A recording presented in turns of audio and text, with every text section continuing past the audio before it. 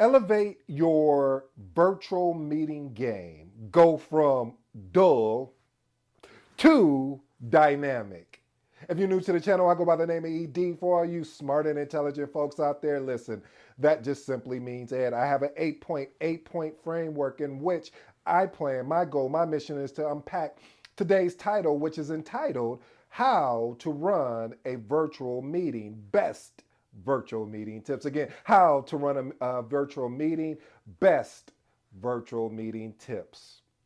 You know, one of the things, family, when I look at when you run virtual meetings, there are some aspects that I've heard addressed, but there's also some things that we really need to take account for because you can imagine when you're in a virtual meeting, there's a lot of distractions. There are a lot of things that can get in the way of you really having a fulfilled meeting when it comes to your project management meetings.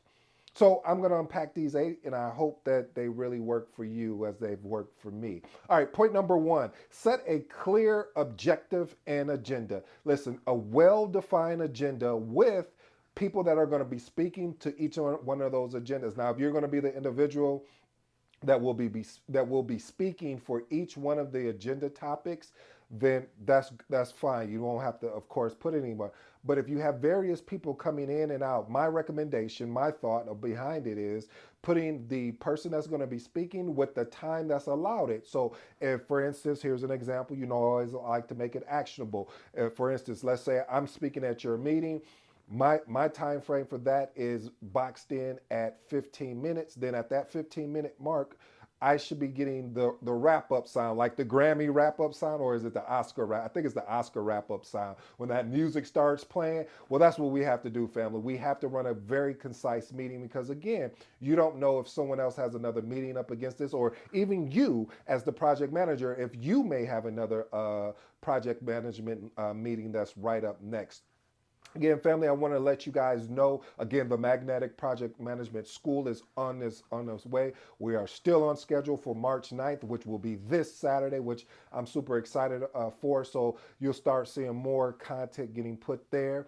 As well, we're still going to keep delivering value here, but that over there is going to be more.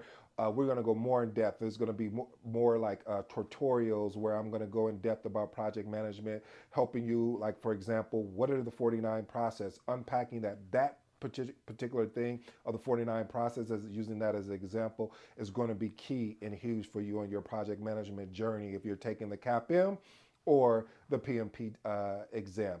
Point number two, really, establishing meeting ground rules. Now, one of the things when you're leading virtual meetings, you need to establish some ground rules. If it was me leading that meeting, what I would recommend is that once we identify, so let's look at the agenda topic. If the agenda topic is, let's have a project kickoff meeting. One of the things I would do, that would be the first thing that I talk about is the ground rules. Why? Well, because a lot of times what will happen, especially in a virtual meeting, you will have people having additional conversation on the side. Some of us, we call it chit chat, meaning that they will just have all of these conversations and you're like, that has nothing to do with what we're here for, which is no problem with that. But let's keep the main thing the main thing. We're here for a project kickoff, or we're here for this particular meeting, and we want to ensure that we can get the most value out of this meeting. So establish the importance of allowing people to talk is good, but only good in certain areas. I always share with you, there's a time and place for everything. Right now, this is not the time for you to do that. So here's some actionable steps. What I would do is I would literally I would type out these ground rules, and before we actually get started, I would say, hey team, do we all agree on ground rule number one? We won't have any extracurricular conversations that are going on. Put one in the chat if you agree, put two if you disagree. So whoever disagrees, then we know of we probably might need to get them out of this particular meeting and talk to them on the side. But that's just a key technique that I've used before, of using ones or twos, or using like or dislike, just because what we want to do, again, we're also creating an interaction with our stakeholders, as well as we're establishing ground rules. Here's some actionable steps, because again, I want to ensure it's actionable. One of the ground rules that I would recommend, I said rules, ground rules that I would recommend is say, hey, Put all your questions in chat, especially if I'm doing a kickoff meeting, a project kickoff meeting. I want all the questions put in chat. Also, one of the things I would recommend is wait for your turn to speak during the Q&A portion. What will tend to happen is a lot of times people will get excited. I'm using that politically, but sometimes they won't get excited. They literally just cut you off when you're talking or you're trying to explain yourself. So you want to ensure that we have a presence of appreciation when someone is speaking.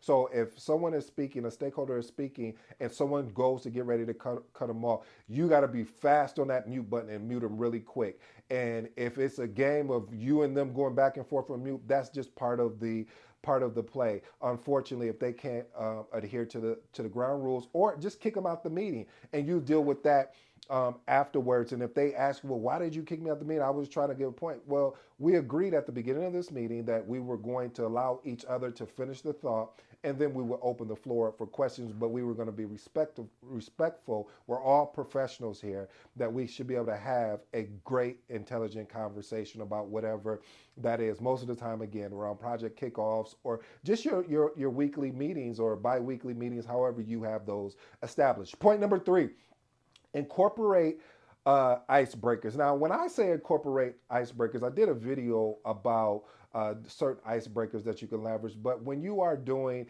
let's say if it's a meeting that you have on a regular basis, meaning let's say it's your weekly check-in or status meeting, one of the things I would recommend as a fun icebreaker meeting is just a questions, like simply just trying to warm up the group, trying to get that intensity, like, hey, we're here. I know you probably don't want to be here. You're thinking of all the things that you could probably be doing, but hey, I need your attention here for the moment. So one of the things is asking questions and or doing a poll. That's my favorite. Everyone wants to prove how smart they is. I don't know, maybe not everybody, but sometimes doing a poll is important. Leveraging the poll features on the different platforms like a Zoom or Teams. I do believe Teams has it as well. Doing polls really gets the thinking going in the direction of what is going to actually happen. One of the things too I like to do it, and it depends on the size of the group. This is subjective based on the size of the group. If you want me to go more in detail about that, leave me a comment and I'll unpack that. But again, depending on the size of the group, if it's more than, I'll say, 10 people in that group, I probably wouldn't do what I'm about to recommend next, which is 2 truths and a lie. And reason why I say more than 10, because this can go on for a long time. And if you have if you're at the capacity of 10, I may do this ahead of time. I may reach out to the stakeholders individually and say, hey, give me 2 truths and a lie. Give me 2 truths and 1 lie about you. And then I will present those and say, who do you guys think this is? And we'll take that particular route. So let's move on to point number 4. Point number 4.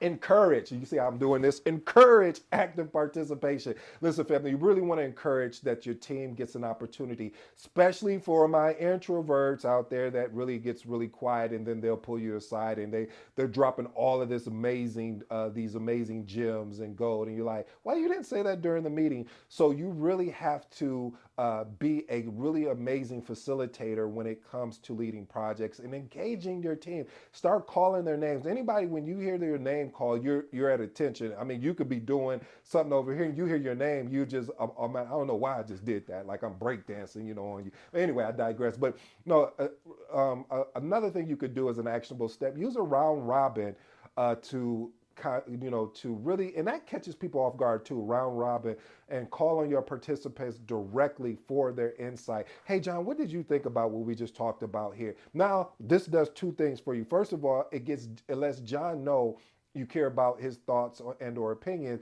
And number 2, you can see if they're paying attention to the meeting. You're welcome. Let's move on to point number 5. Point number 5, provide accessibility options. What does that even mean?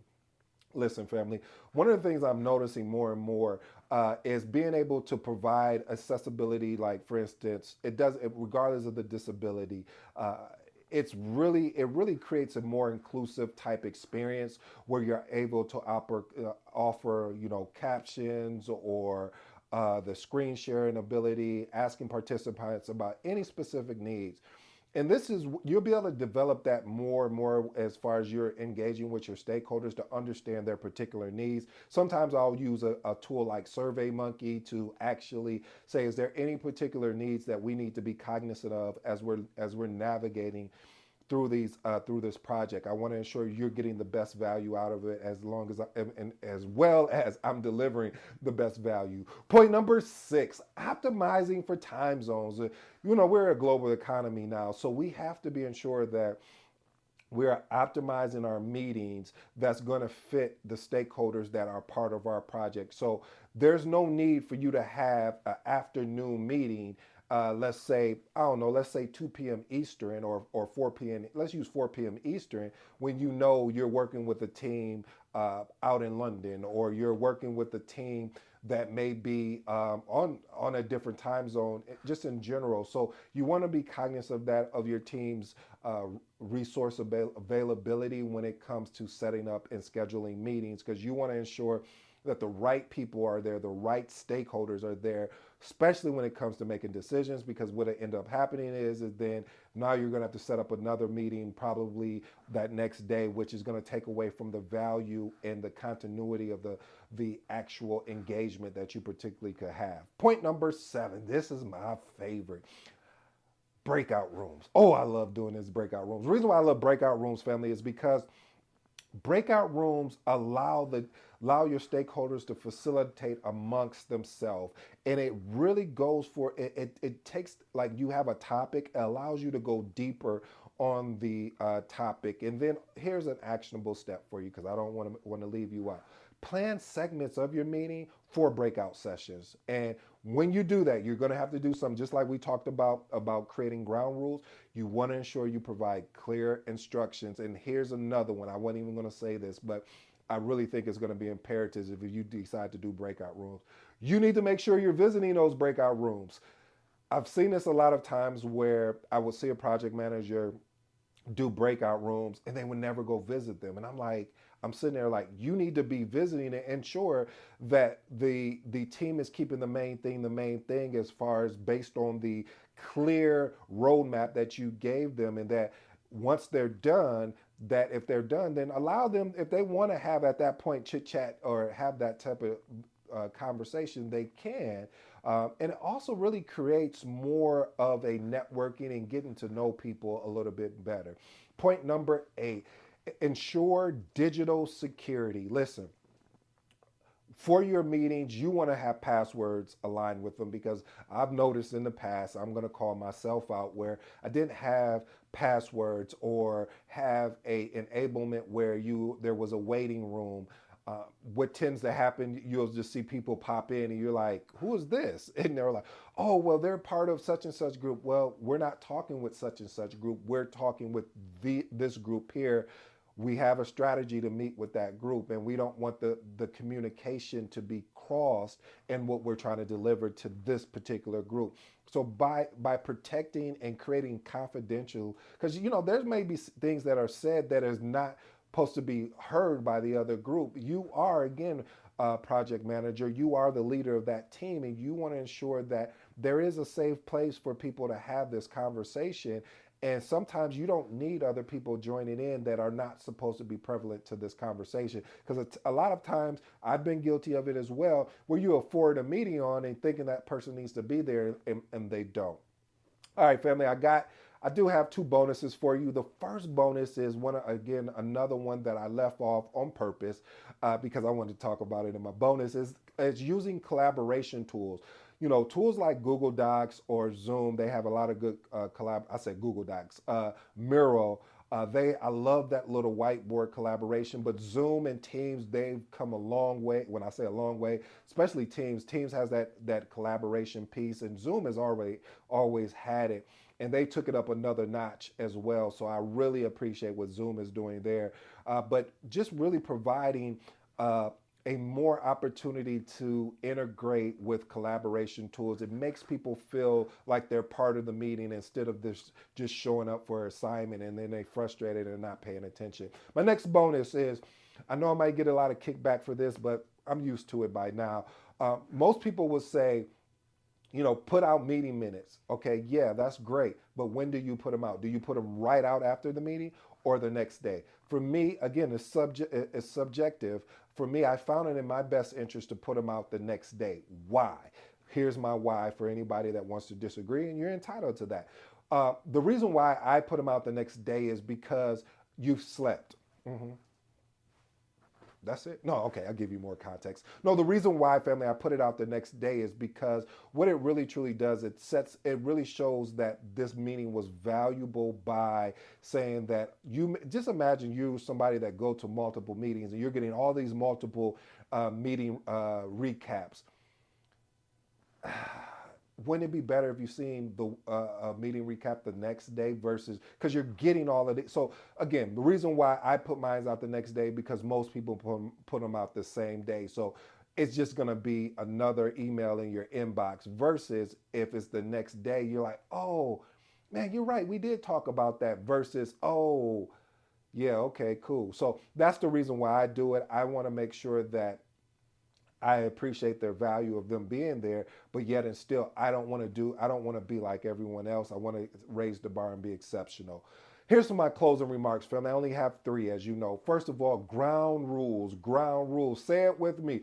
Ground rules, ground, okay. No, ground rules. No, seriously, the reason why, family, we want to ensure stakeholders understand the importance of us having the ability to stay on topic. The way that I sell it to them is this: I want to get you in and out of this call and provide you with the most value there is. So when you come to my meeting, you know what to expect. Every time we get on a call, boom, we're going to go through each one of these topics and then we're going to get you off so you can do whatever you need to do. If we don't need the whole 30 minutes or the whole 60 minutes, I want to be able to make sure we get you in and out as soon as possible, but yet and still ensuring that you understand that your questions are answered and that there's value there. All you keep hearing me say is value. Point number two: breakout rooms. Again, I love breakout rooms because what it does, it disrupts our comfort zones. Now you're in a room with other stakeholders that maybe are on different teams, and it's forcing you to have conversations about driving that particular thing. That particular thing. And point number three, my last and favorite one of all, is setting a clear objective and agenda. Listen, we need to understand why they're here. Well, they need to understand, excuse me, why they're here and what points we plan on covering. Hope you enjoyed today's episode. I go by the name of AD. You know my slogan. You know my motto. I'm out.